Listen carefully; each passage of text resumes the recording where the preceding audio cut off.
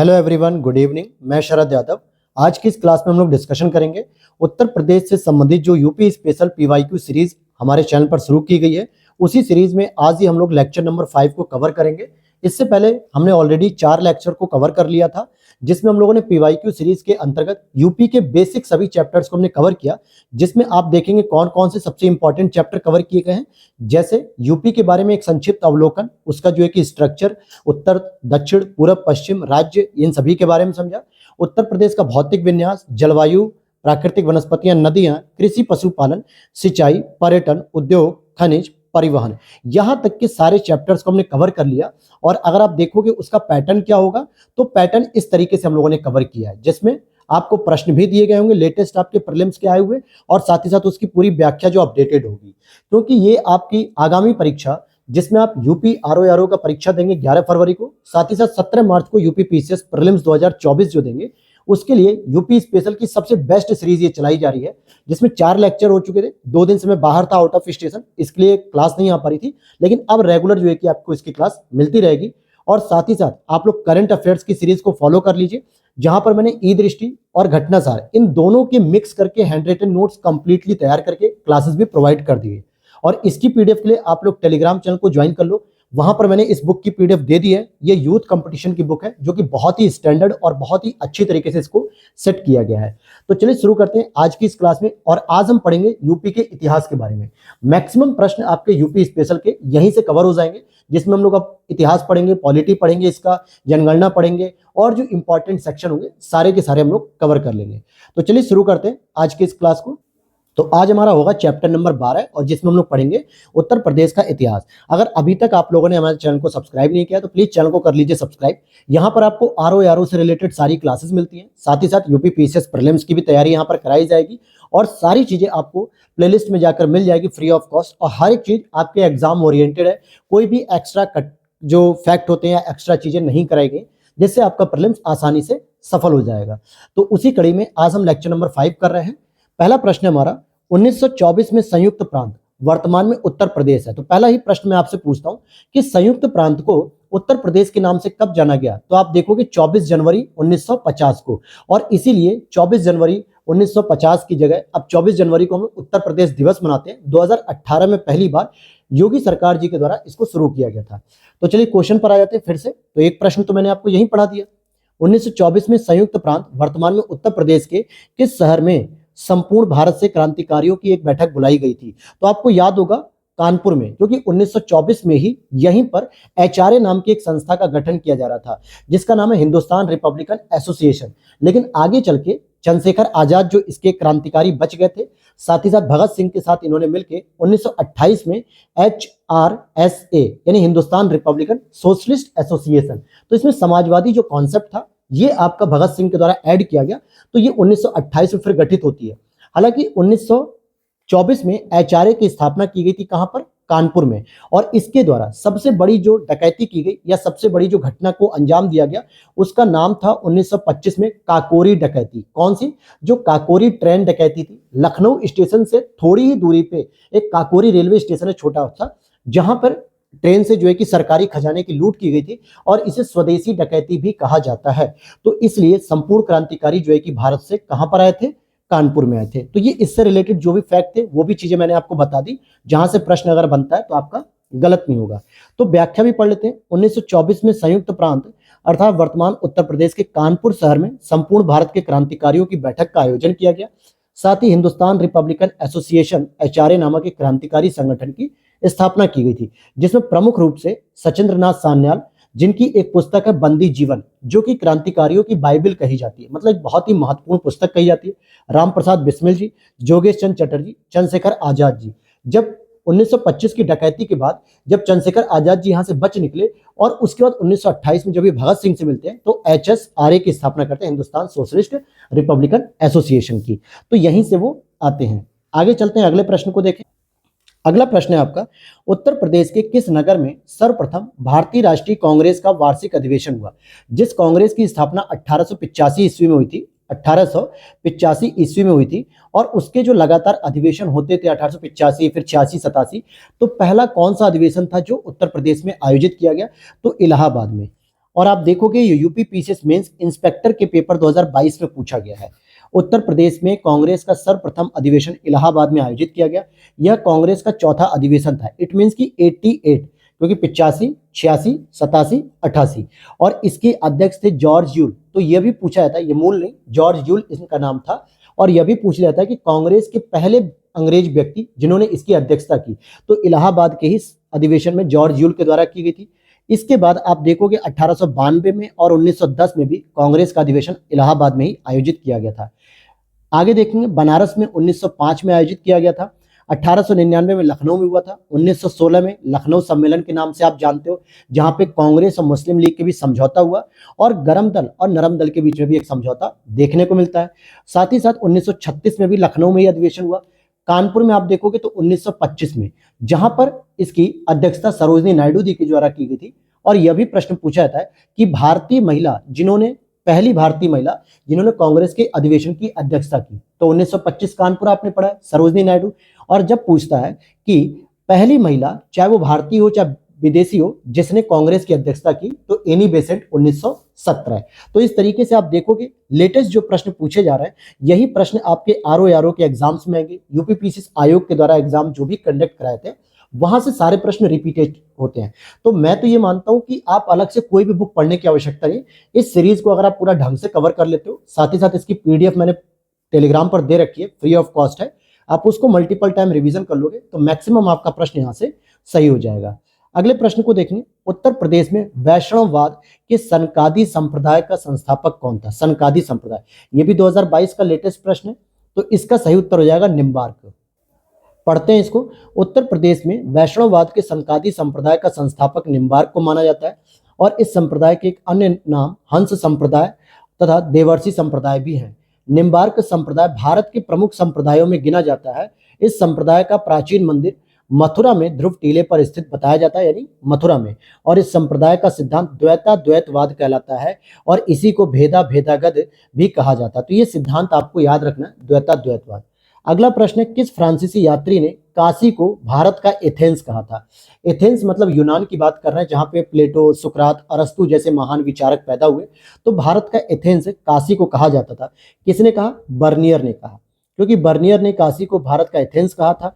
Bernier एक फ्रांसीसी चिकित्सक था और यात्री के रूप में आया था, जिसने मुगल राजकिशोर दारा सिको के एक चिकित्सक के रूप में काम किया था, दारा सिको के लिए, क्योंकि शाहजहां का जो बेटा था दारा सिको, तो उसको कोई बीमारी थी, तो उसके इलाज के लिए इसको बुलाया गया था। और ये बर्नियर फ्रांस के चिकित्सक थे। आगे देखते हैं, आप देखोगे ये दोनों ही लेटेस्ट प्रश्न 2021 के यूपी पीसीएस के द्वारा कराए गए हैं।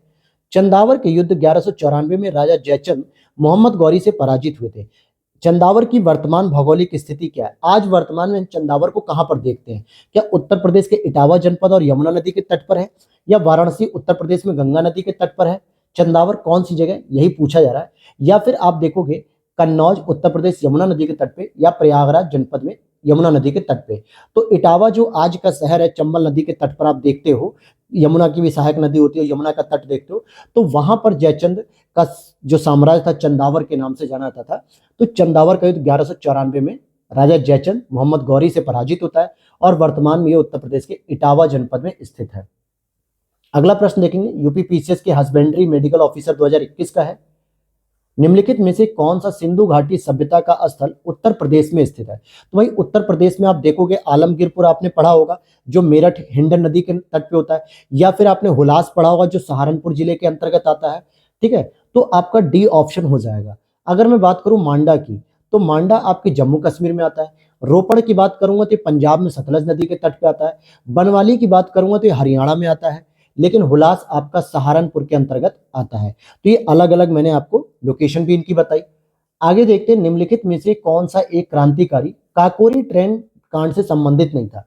तो सबसे पहले तो आपको ये जानना है कि ये 1925 में डकैती हुई थी, जिसमें राजेंद्र लाहिड़ी साहब जुड़े हुए थे, अशफाकुल्ला खां जुड़े हुए थे, रोशन सिंह जुड़े हुए थे, लेकिन खुदीराम इसमें नहीं जुड़े हुए थे। हालांकि खुदीराम बोस जी को सबसे पहले जो है कि मतलब सबसे कम उम्र में फांसी की सजा मिलती है, 18-19 साल में। इन्होंने जो किंग्स फोर्ड महोदय थे, उनकी गाड़ी पर बम फेंका था। तो आइए समझते हैं व्याख्या में इनके बारे में। काकोरी ट्रेन कांड खुदीराम बोस का संबंध सही मतलब नहीं है।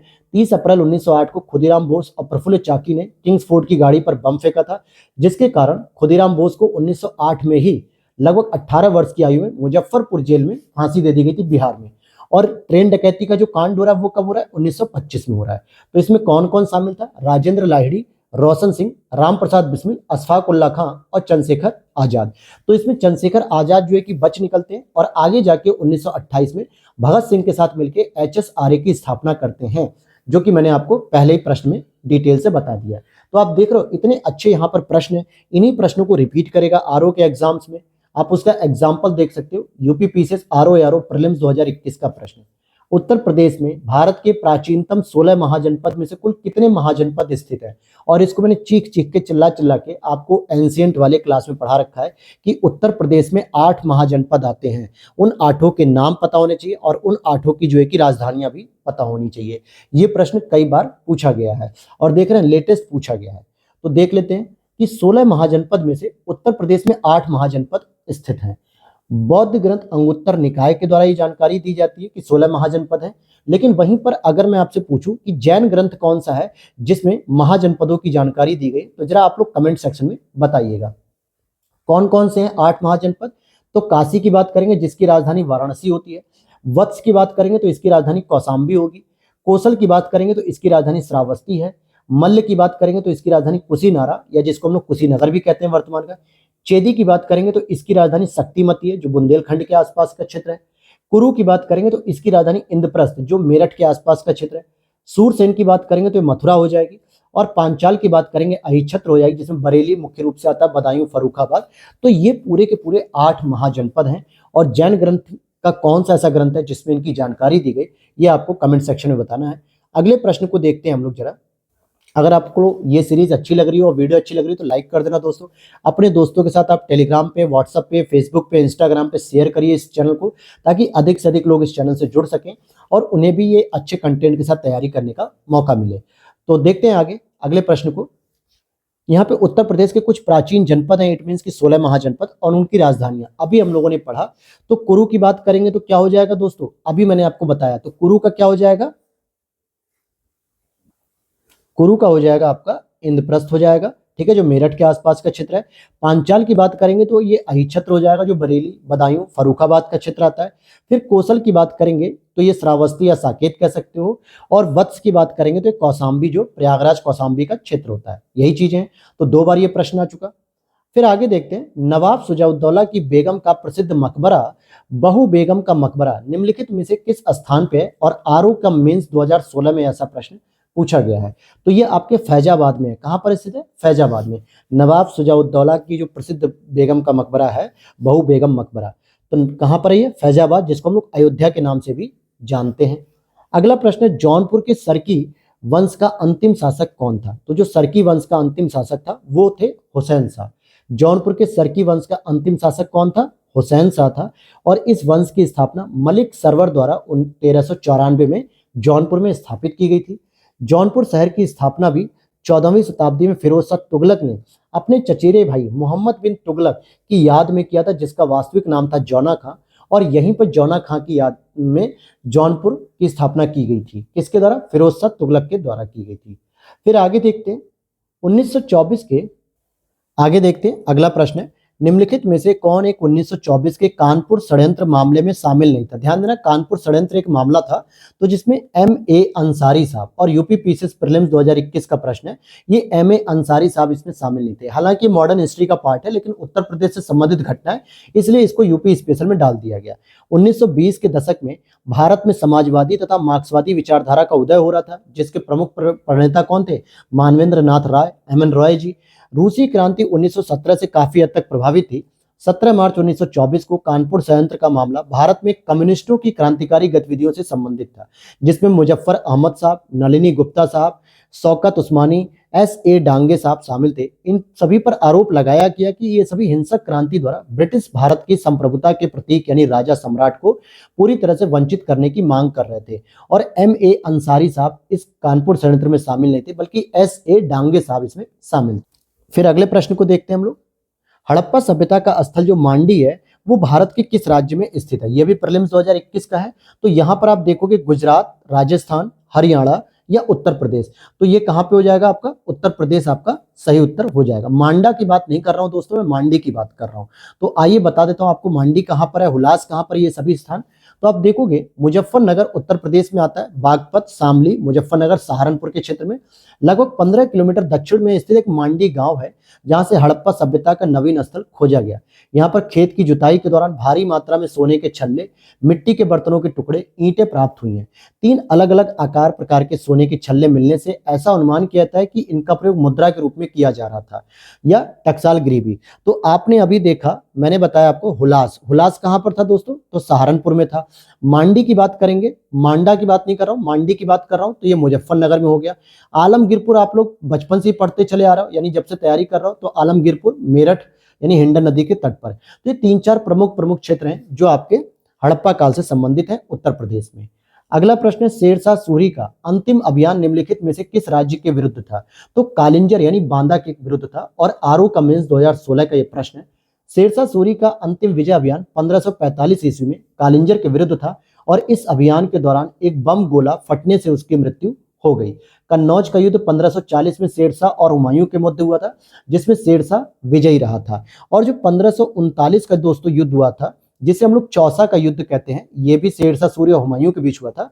लेकिन ये जो चौसा है, ये बक्सर के अंतर्गत आता है, एक छोटा सा क्षेत्र, और बक्सर आपका आता है बिहार में। तो 1540 का आपको याद रखना है कन्नौज का, 1545 कालिंजर जो कि बांदा के अंतर्गत आता है, कालिंजर का किला भी। आगे देखते हैं, निम्नलिखित में से कौन सा हड़प्पी पुरा स्थल उत्तर प्रदेश में स्थित नहीं है, तो हुलास मैंने आपको बता दिया सहारनपुर में, आलमगीरपुर बता दिया आपको मेरठ में, मांडी बता दिया मुजफ्फरनगर में, और देसलपुर इसमें नहीं आता है, क्योंकि देसलपुर की अगर मैं बात करूं तो गुजरात के क्षेत्र में आता है। तो हड़प्पा में देखोगे आप, आलमगीरपुर मेरठ में आ गया, और बड़ा गांव और हुलास, ध्यान देना बड़ा गांव भी है सहारनपुर में, मांडी मुजफ्फरनगर, जबकि देसलपुर आपका गुजरात में है, और जीआईसी लेक्चरर 2021 के पेपर में पूछा गया। दूसरा प्रश्न देखेंगे, कन्नौज पर महमूद गजनवी, तो यहां हम पढ़ रहे हैं कि कन्नौज पर महमूद गजनवी के आक्रमण के समय वहां का शासक कौन था। भाई सीधी सी बात है, आपको पता होना चाहिए कि जब कन्नौज पे महमूद गजनवी, ध्यान देना महमूद गजनवी की बात हो रही है, जो कहा भी जाता है कि गंगा के मैदान में पहली बार किस मुस्लिम शासक ने आक्रमण किया, महमूद गजनवी ने, क्योंकि कन्नौज आपके गंगा बेसिन में आता है, हालांकि गंगा चम और ये आपका यमुना वगैरह बेसिन में आता है। तो कन्नौज पर महमूद गजनवी ने 1018 में आक्रमण किया था। गुर्जर प्रतिहार वंश का शासक उस समय राज्यपाल शासक कर रहा था, उसके ऊपर अटैक किया था, और उसके भय से कन्नौज छोड़कर बारी यानी बाड़ी दुर्ग में जाकर छिप गया था। और इसी कायरता की वजह से चंदेल शासक विद्याधर ने राज्यपाल को पराजित कर समाप्त कर दिया, और यशपाल अंतिम गुर्जर प्रतिहार शासक था। तो जब महमूद गजनवी ने आक्रमण किया कन्नौज पे, तब वहां का शासक राज्यपाल था जो कि गुर्जर प्रतिहार वंश का था।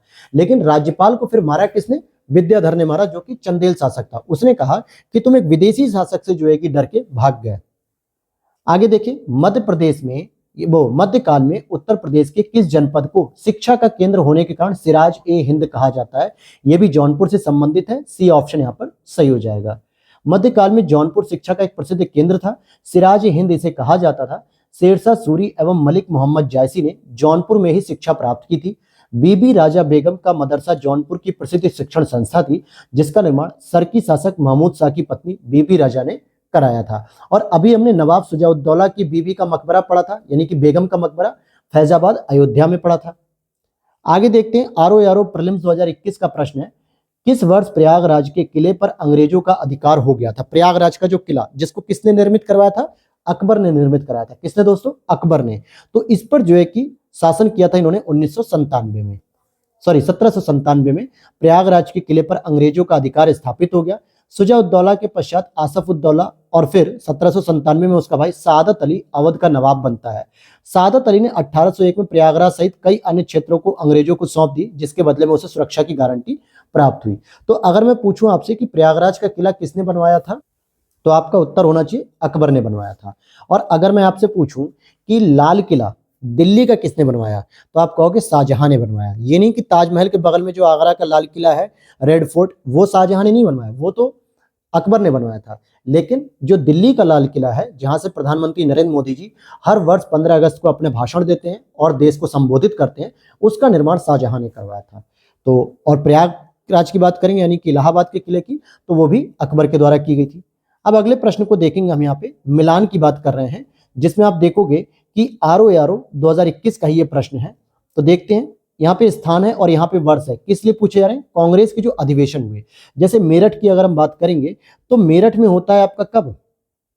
मेरठ में होता है 1946 में, और इस समय यहाँ पर जो JB कृपलानी साहब यहाँ की अध्यक्षता कर रहे होते हैं। कानपुर की बात करेंगे तो 1925 में हुआ था, जिसमें अध्यक्षता कौन कर रहा था? सरोजनी नायडू जी, जो कि पहली भारतीय महिला थी। लखनऊ की बात करेंगे तो 1916 में, जहां पे कांग्रेस और साथ ही साथ मुस्लिम लीग का मिलन हुआ था, और इसकी अध्यक्षता दोस्तों किसके द्वारा की गई थी? तो इसकी अध्यक्षता AC मजूमदार यानी अंबिका चरण मजूमदार जी के द्वारा की गई।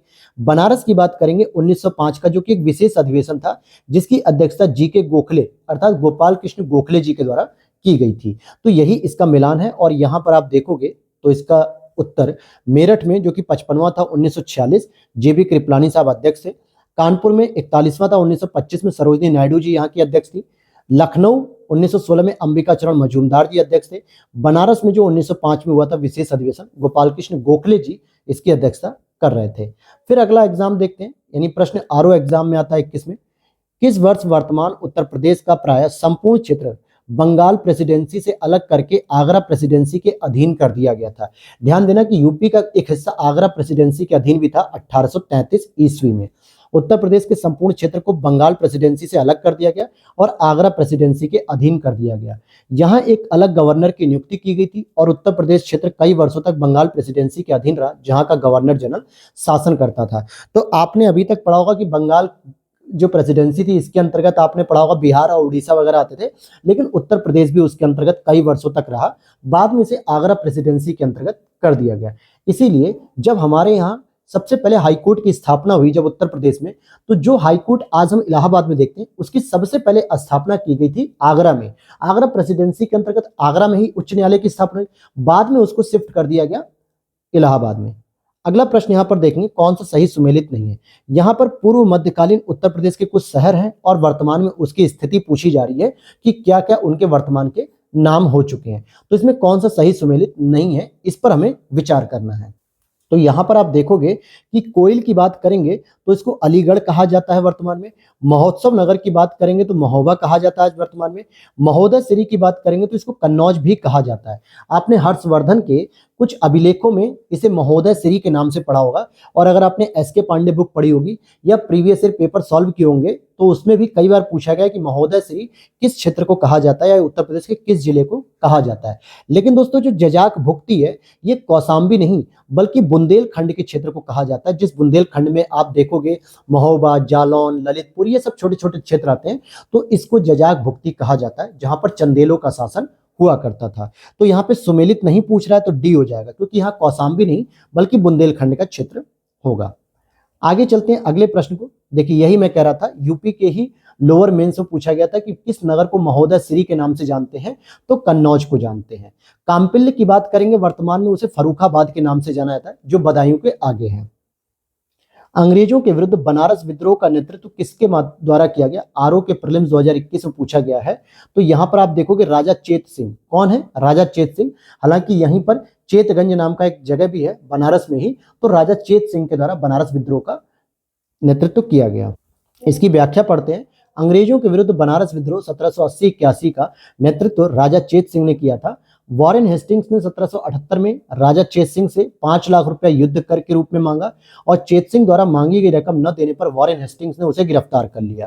फलस्वरूप चेत सिंह के सैनिकों ने इस दुर्व्यवहार पर विद्रोह किया और वॉरेन हेस्टिंग्स ने इस विद्रोह को सरलता से दबा दिया।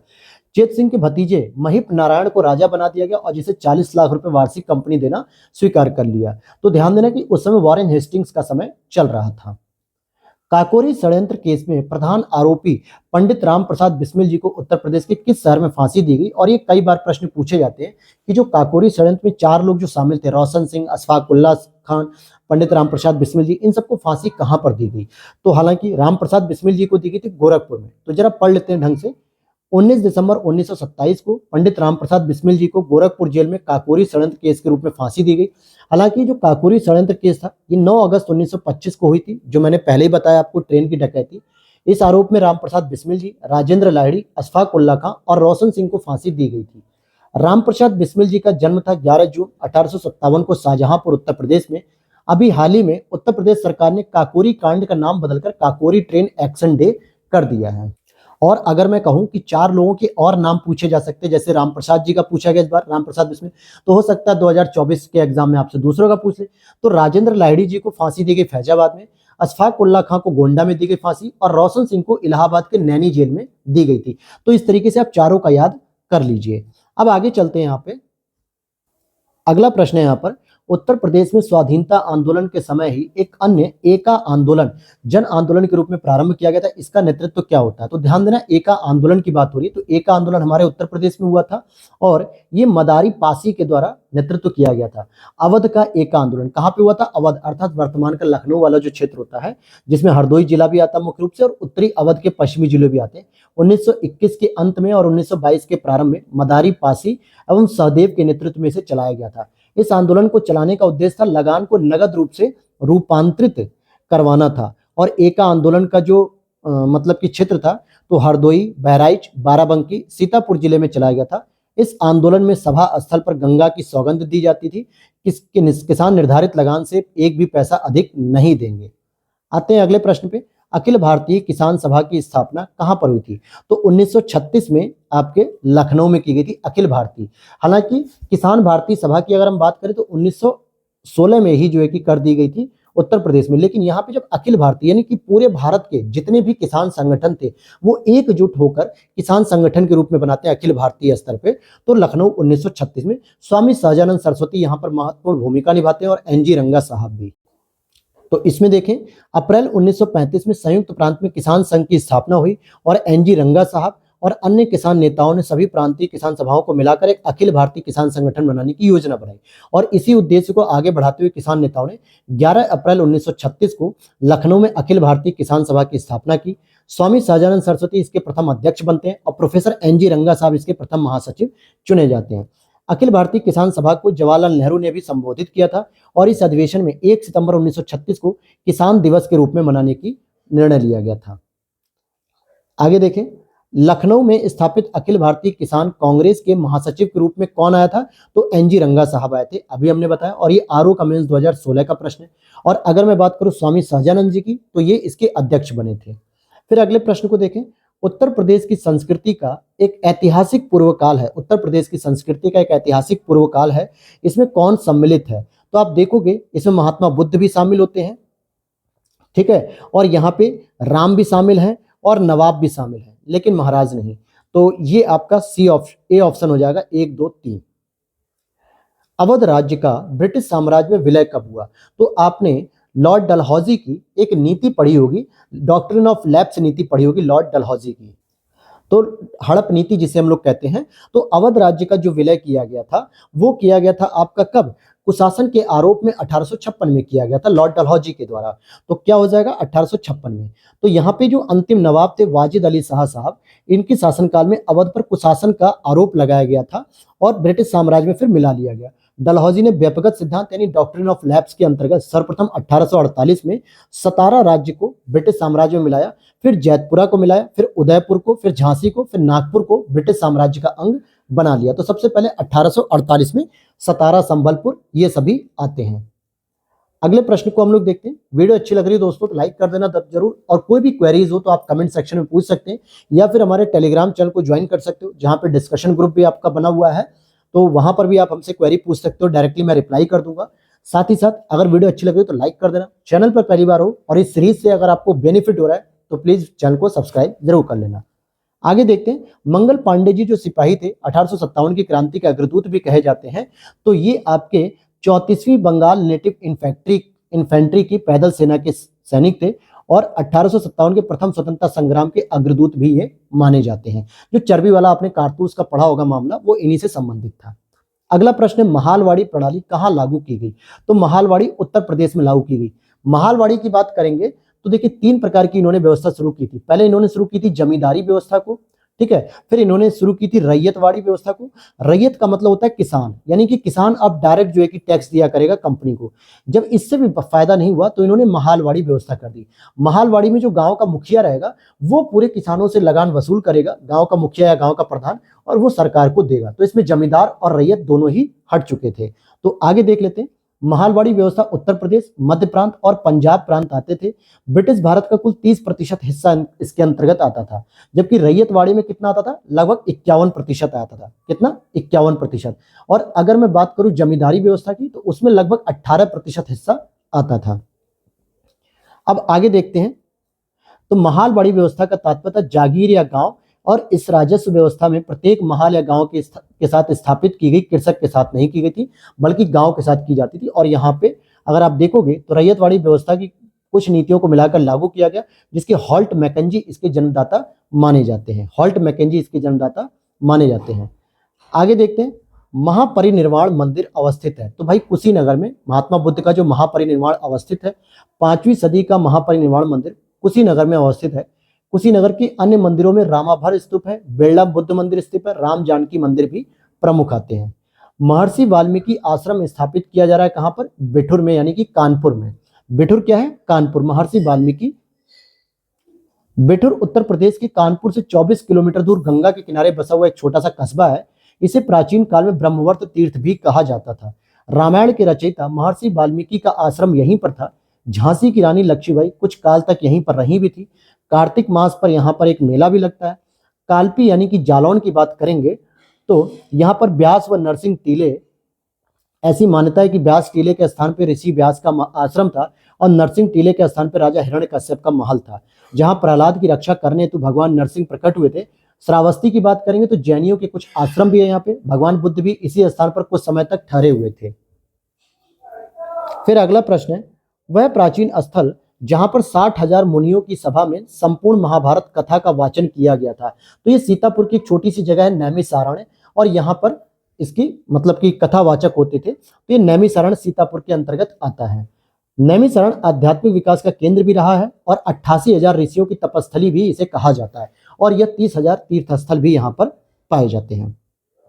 फिर आगे देखते हैं, अब यहाँ पर आगे देखेंगे, प्रसिद्ध नैमिषारण्य तीर्थ जनपदों में से किस स्थान पर उपस्थित है। तो मैंने बताया अभी सीतापुर।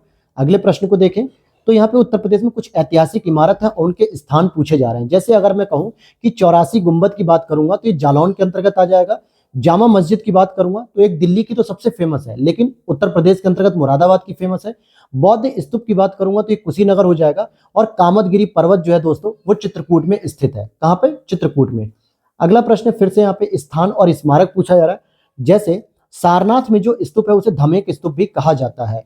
ठीक है। श्रावस्ती की बात करेंगे तो इसकी राजधानी के रूप में सहेत महेत को भी कहा जाता है। कौशाम्बी की बात करेंगे तो घोषिता राम मठ भी यहाँ पर देखने को मिलता है।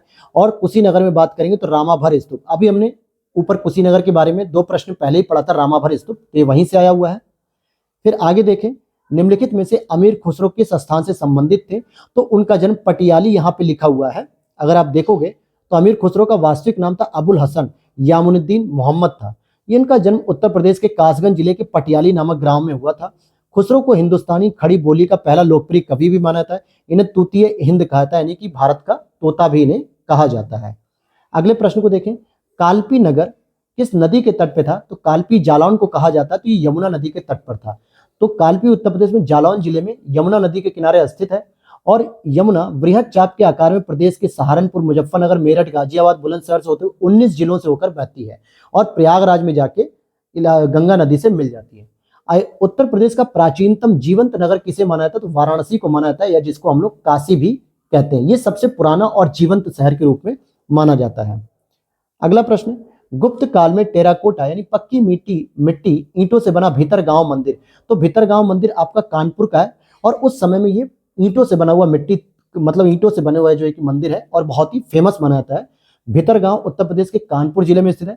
गुप्तकालीन मंदिर है, क्योंकि मंदिर की जो सभ्यता है भारत में वो गुप्त काल से शुरू होती है। उससे पहले आप देखोगे, मौर्य काल देख लो, हड़प्पा काल देख लो, तो आपको कहीं पर भी मंदिर निर्माण की कला देखने को नहीं मिलेगी। लेकिन गुप्त काल से ही आप विभिन्न प्रकार के मंदिरों की कला देखना शुरू करोगे। वाराणसी के विश्वनाथ मंदिर का निर्माण किसके द्वारा कराया गया था। तो रानी अहिल्याबाई के द्वारा कराया गया था। रानी अहिल्याबाई के द्वारा कराया गया था।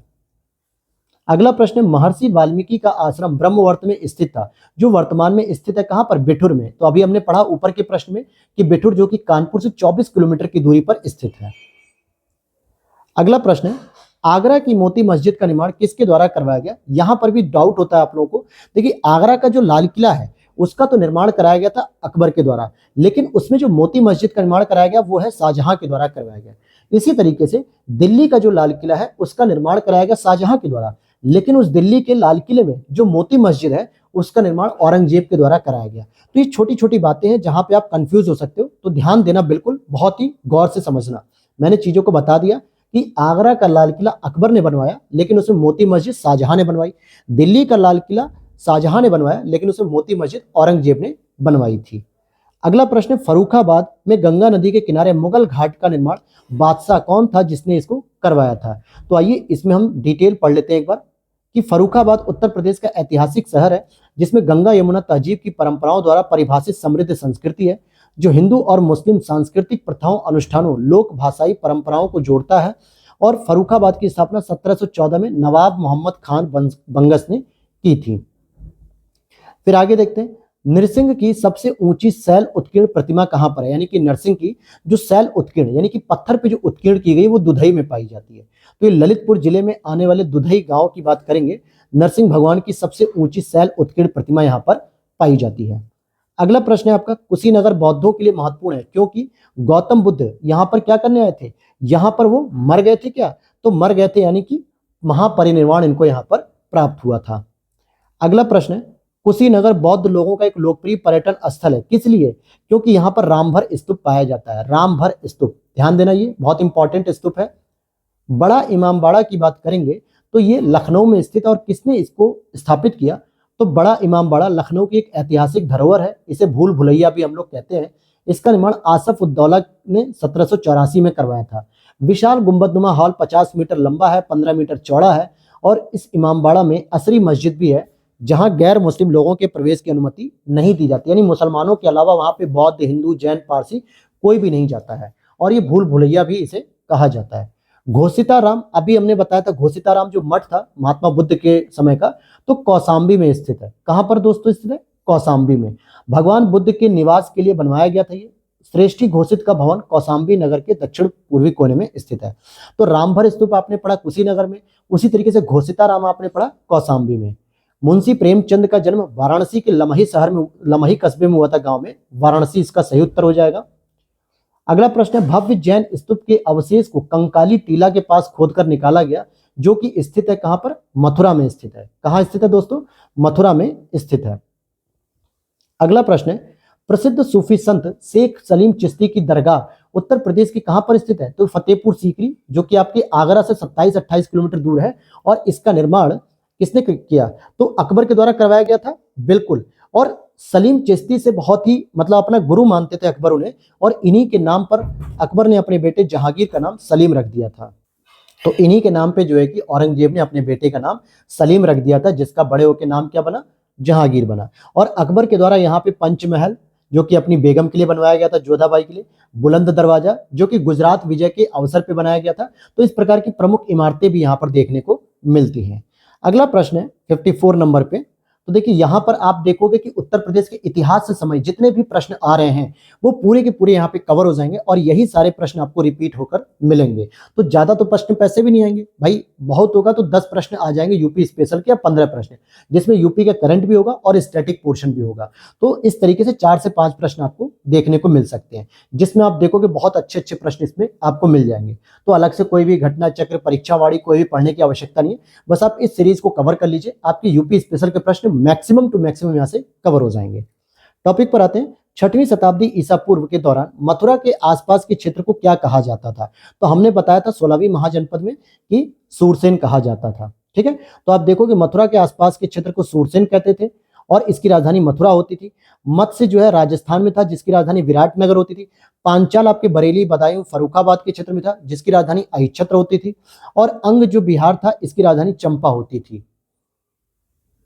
अगला प्रश्न है यहाँ पर, उत्तर प्रदेश में पहली बार 1887 में प्रकाशित होने वाले दैनिक समाचार हिंदुस्तान के संपादक कौन थे? तो इसके थे मदन मोहन मालवीय जी। और लीडर, अगर हम बात करें लीडर, तो ये भी इन्हीं की थी। तो आप देख लेते हैं आगे इसको, मदन मोहन मालवीय जी के बारे में। उत्तर प्रदेश में 1887 में प्रकाशित होने वाले दैनिक समाचार पत्र हिंदुस्तान के संपादक मदन मोहन मालवीय जी थे, और इनका जन्म प्रयागराज में 1861 में हुआ था। 1916 में बनारस हिंदू यूनिवर्सिटी, जिसको हम लोग BHU भी कहते हैं, इसकी स्थापना भी इन्होंने की थी। अगला प्रश्न है, छठी शताब्दी बीसी के दौरान उत्तर प्रदेश के किन क्षेत्रों को चेदी कहा जाता था?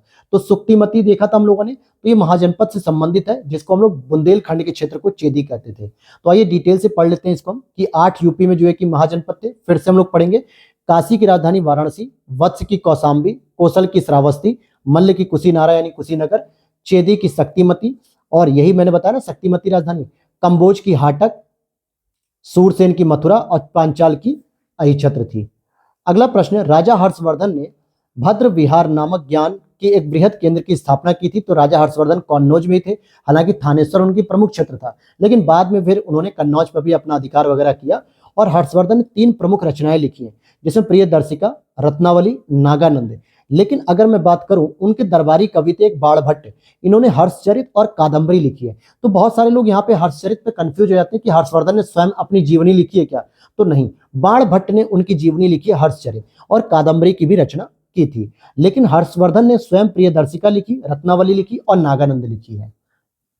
अगले प्रश्न की ओर देखते हैं, अशोक स्तंभ में उत्कीर्ण किए हुए जो शेर का मुख है, जिसे भारत सरकार द्वारा राष्ट्रीय प्रतीक के रूप में अपनाया गया, ये कहाँ के संग्रहालय में सुरक्षित है? तो ये वाराणसी में स्थित सारनाथ संग्रहालय, महात्मा बुद्ध के जहाँ पे उन्होंने पहला अपना ज्ञान दिया था, उपदेश, वहां पर बहुत बड़ा एक सारनाथ में संग्रहालय बनाया गया, तो वहां पर इसको आप देख सकते हो। चंदेल शासन के दौरान उत्तर प्रदेश का निम्नलिखित में से कौन सा क्षेत्र जजाग भुक्ति या जय होटी के नाम से जाना जाता है? तो ये बुंदेलखंड का क्षेत्र था।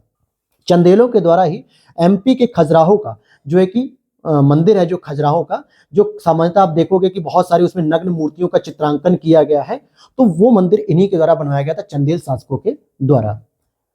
अगले प्रश्न को देखें, आगरा और अवध के संयुक्त प्रांत जिन्हें अब उत्तर प्रदेश के नाम से जाना जाता है, 1921 में अपनी राजधानी को लखनऊ में स्थानांतरित किया था। कहां से? तो इलाहाबाद से इन्होंने अपनी राजधानी को स्थानांतरित किया था। अगर हम बात करें तो आगरा एवं अवध के संयुक्त प्रांत जिन्हें अब उत्तर प्रदेश कहा जाता है, इनकी राजधानी को 1921 में इलाहाबाद प्रयागराज से स्थानांतरित कर दिया गया लखनऊ। वर्तमान समय में लखनऊ उत्तर प्रदेश की प्रशासनिक और विधायिक दोनों ही राजधानियां हैं, क्योंकि यहीं पर हमारा विधानमंडल भी है और यहीं से हमारी पूरी प्रशासनिक यूनिट भी चलती है, क्योंकि सीएम आवास भी वहीं पे है, अर्थात कार्यपालिका वहीं पर है, और विधायिका भी वहीं पे, जहां पे नियम कानून बनते हैं। लेकिन इलाहाबाद की न्यायिक राजधानी, क्योंकि न्यायपालिका की बात करेंगे हाईकोर्ट की, तो इलाहाबाद में स्थित है। गौतम बुद्ध की मां देवदह राज्य के शासक परिवार से संबंधित थी, जो अब उत्तर प्रदेश के किस जिले में? तो बस्ती में। वाल्मीकि का आश्रम ब्रह्मवर्त अभी हमने बताया बिठुर में स्थित है, कानपुर बिठुर में। फिर आगे देखें, 1 जनवरी यानी 1 जनवरी 1845 को उत्तर प्रदेश ने नामक पहला हिंदी समाचार पत्र निकाला, जिसे गोविंद रघुनाथ ने संपादित किया था। तो बनारस अखबार के नाम से उसे जाना जाता है। फिर आगे देखें, भेड़ कुंड की बात करेंगे, जहां अर्जुन ने द्रौपदी से शादी करने के लिए मछली को निशाना बनाया था, भेड़ कुंड। ये उत्तर प्रदेश के फर्रुखाबाद में स्थित है। देख रहे हैं कैसा प्रश्न पूछा गया दोस्तों, कि द्रौपदी से शादी करने के लिए अर्जुन ने मछली को की आंख को निशाना बनाया था। तो आपने कहावत सुनी ना कि जब गुरु द्रोणाचार्य कहते हैं कि अर्जुन तुम्हें क्या दिख रहा है, तो अर्जुन कहते हैं कि गुरु मुझे बस मछली की आंख दिख रही है, बताइए कहाँ निशाना लगाना है। हालांकि चिड़िया की आंख दिखती है, इसमें मछली की आंख भी दिया हुआ है। अगला प्रश्न है यहाँ पे, उत्तर प्रदेश के वर्तमान मुख्यमंत्री योगी आदित्यनाथ कौन से संप्रदाय से संबंधित है? तो नाथ संप्रदाय से संबंधित है, और इनका प्रमुख स्थान जो है कि गोरखपुर में स्थित है।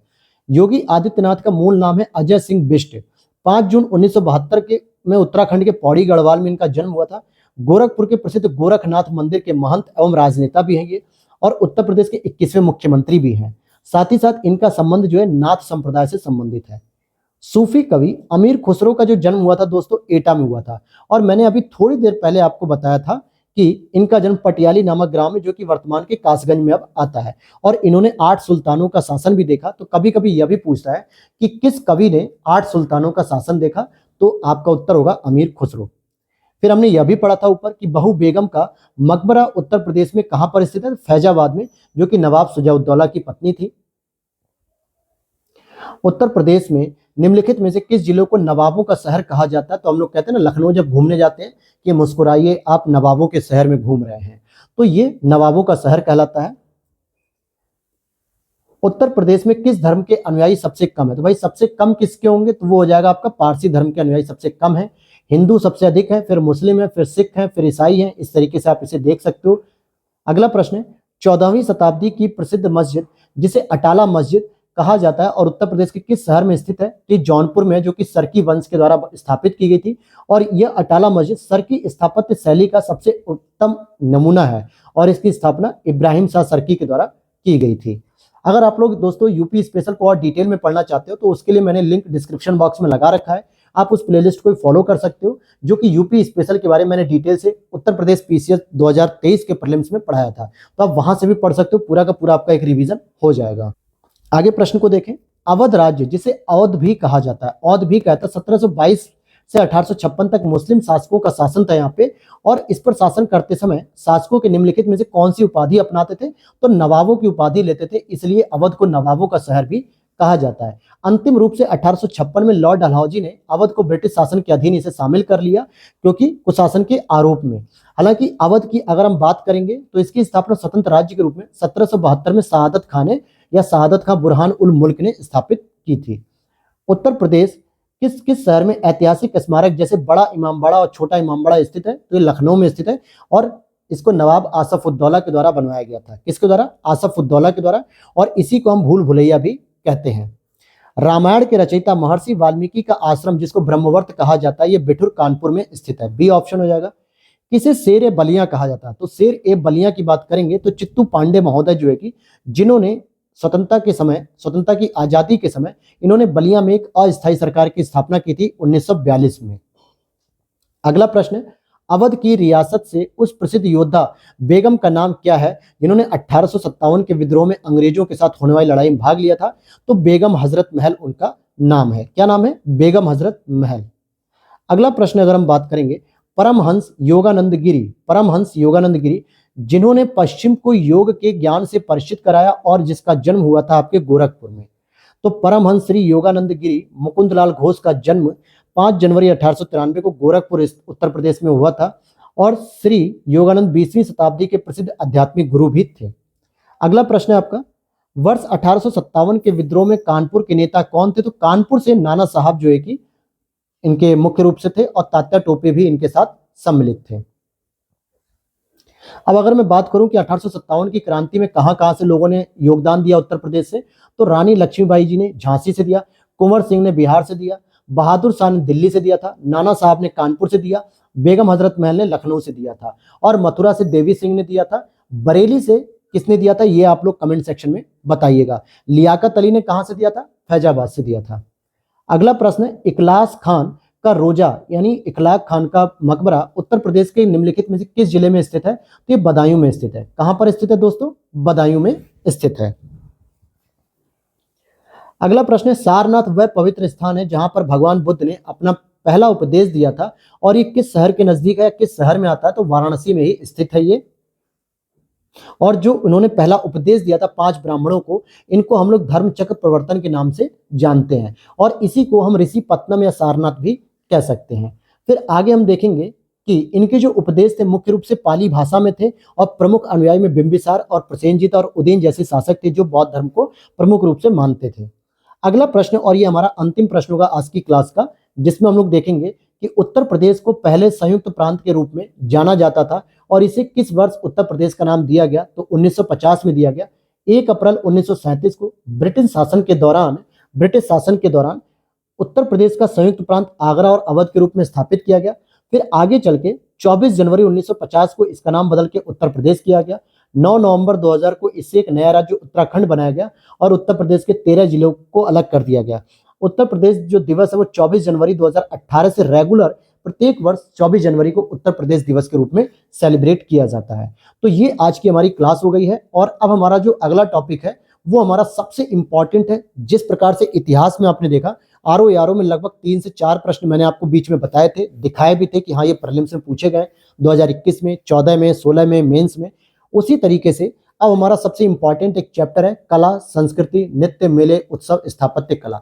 तो यहाँ से आपके सारे के सारे प्रश्न आपके तैयार हो जाएंगे, तो बिल्कुल मिस मत करना। आपको प्रूफ के तौर पे मैं दिखा देता हूँ, तो आप देखोगे कि आरओ का जो मेंस 2021 में हुआ वहीं पर ये प्रश्न आप देख सकते हो, और इस तरीके के आरओ का जो दूसरा पेपर हुआ था उसमें भी आपको देखने को मिल जाएगा। तो ये बहुत ही इंपॉर्टेंट चैप्टर रहेगा, लेकिन इसके लिए आपको मिलना पड़ेगा हमसे कल की क्लास में। तो आज की क्लास को यहाँ तक आप स्टडी करिए अच्छे से, और बाकी आप चैनल की प्लेलिस्ट में जरूर जाइए और वहां पर आप देखिए कि आपके लिए बहुत सारी काम की चीजें रखी हुई हैं, जहां से आप यूपी पीसीएस की तैयारी भी कर सकते हो और आरओ की तैयारी को भी रिवीजन कर सकते हो। तो मिलते हैं नेक्स्ट वीडियो में। Thanks for watching.